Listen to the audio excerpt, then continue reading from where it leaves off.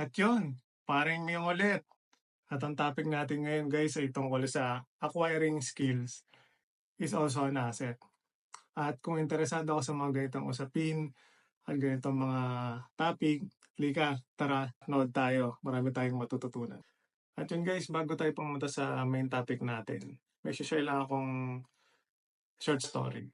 Noong 2012, meron akong ka-workmate na meron siyang gustong i-push na position. Meron siyang gustong applyan na position sa work namin.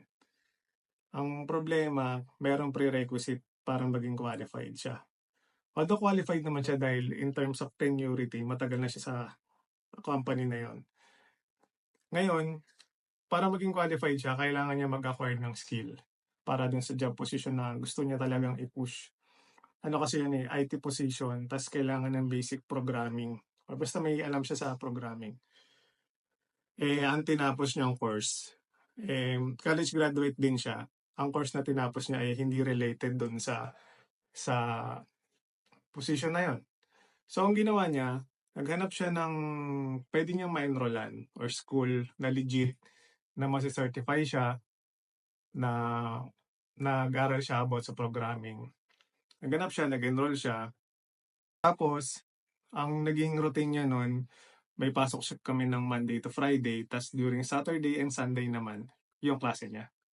Tas nung natapos na yon, nabigyan siya ng certification doon, tas nag-try siya mag-apply ulit dun sa position na gusto niya. Na-hire naman siya, nakuha niya yung job position. And through the years, every year, nag-add up or nag-acquire pa rin siya ng skills na relevant dun sa na kinuha niyang skills which is programming para mas ma-nurture pa yung skills niya, mas maging updated siya at mas marami pa siyang malaman. And dahil din doon, na-promote siya, tumaas yung position niya, nadagdagan din yung sahod niya. Tapos ngayon, fast forward, meron na rin siyang business na related doon sa in-acquire niyang skills na yun. So yun. So punta na tayo dun sa main topic natin. Bakit yung pag-acquire ng skill ay isa ring asset? Una, magkakaroon ka ng additional value as an individual person. Second, mas may matututunan ka mga bagong techniques or proper techniques. Third naman, mas malalaman mo yung proper concept, proper structure, proper setup, proper system, tsaka yung proper execution. And at the same time, yung learning curve mo is mas mapapabilis dun sa skills na kailangan mo kung ano man yung gusto mong i-achieve or gusto mong matutunan na related or relevant dun sa goal mo.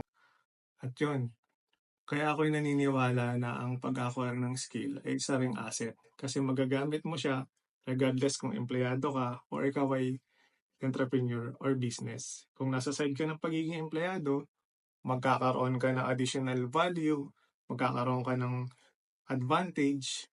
At the same time, pwede ka rin makapag-request or demand ng additional na sahod.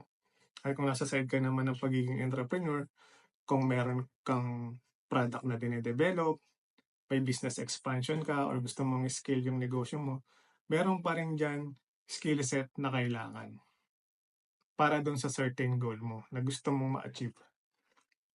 At yun, parang yung ulit, laging tatandaan, benta na may silbi.